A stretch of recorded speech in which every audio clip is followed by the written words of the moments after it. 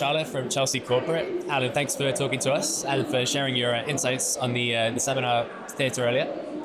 You're welcome. Thank you very much. It was a pleasure to be here and speak to your audience. So you were speaking about getting an acquisition right and tips for buyers. And one key thing you spoke about is deal origination and making sure that you match the right buyer to the right seller. What does your deal origination process look like? It's a great question. It's something that we work very, very hard at.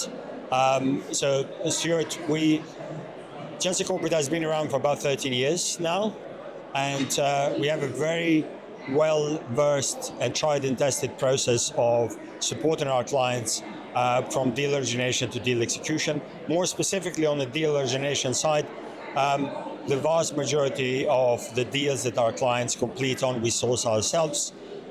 So we rely on a number of factors. We rely predominantly on technology to identify appropriate opportunities based on the mandates that we have from our clients.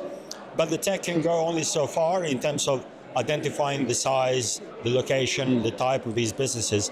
We have invested quite heavily in human resources as well.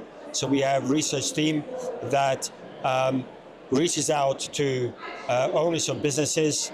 We qualify them, we ensure that they are appropriate, and of course they're looking to sell before we introduce them to our clients. As I said, 75 to 80% of the deals that our clients complete on, we source ourselves directly to going to source. Yes. Amazing. And another key issue that a lot of buyers and sellers who've been at the businesses for sale stand today and yesterday have spoken about is confidentiality. How do you kind of handle confidentiality when it comes to the selling process? Okay, well that's another very, very good question. So first of all, as Chelsea Corporate, obviously we act only on behalf of buyers of businesses. So when we approach sellers, we don't disclose obviously who the buyer is. As the discussions progress, and we ascertain that the business that we have in a conversation with, the seller that we have in conversation with, is appropriate for our client. We obtain some key information from them, for example, in terms of what they do, the type of business, of course, location, the size of the business, the key numbers. If we're going to move the conversation forward and obtain more information from them, then we put together a non-disclosure agreement, which both parties sign, and in that sense, they can be a little bit more relaxed and disclose information, knowing that that is not going to obviously go outside the two parties that they have in the conversation. And that is really, really important to us. Yes. Absolutely, yeah. And another incredibly important topic would be valuation. How do you manage high expectations when it comes to sellers who maybe overvalue their business a little bit? How do you kind of manage those expectations for sellers and buyers? Another very, very good question. I have to say that it has become quite tricky recently. I think it's fair to say that sellers sometimes have very, very high expectations of what the value of their business is, and it's reasonable to expect that they want the highest price possible for their business. Our job as buy-side advisory firm, solely buy-side advisory firm, is to do the best for our clients. And one of the key things for us that we do and we bring during the negotiation process there is to provide comparable evidence of price and deal structures and multiples for the sectors or in the sector that the client is looking to acquire.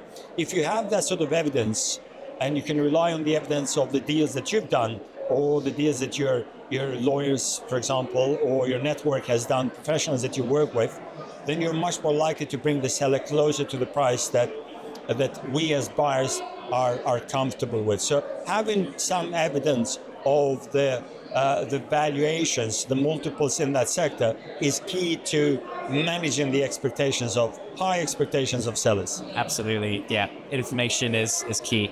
And you also spoke about assembling the right deal team. It's not a solo process. So who should buyers have in their deal team? What Power Rangers do they need to assemble to get the deal done? I believe having the right team by your side is really important. And I say that because the team that you have is going to enable you to get the right deal in the quickest time possible and the best deal possible. And I think there are 3 or 4 key people that you need in that team. If you need somebody to obviously support you with deal origination and support you with the deal process, then a purely buy-side advisor it's worth having in your team. Secondly, you will need a corporate lawyer, not a high-state lawyer, not disrespect to them, of course, but you need somebody who is trained and who does deals on a regular basis.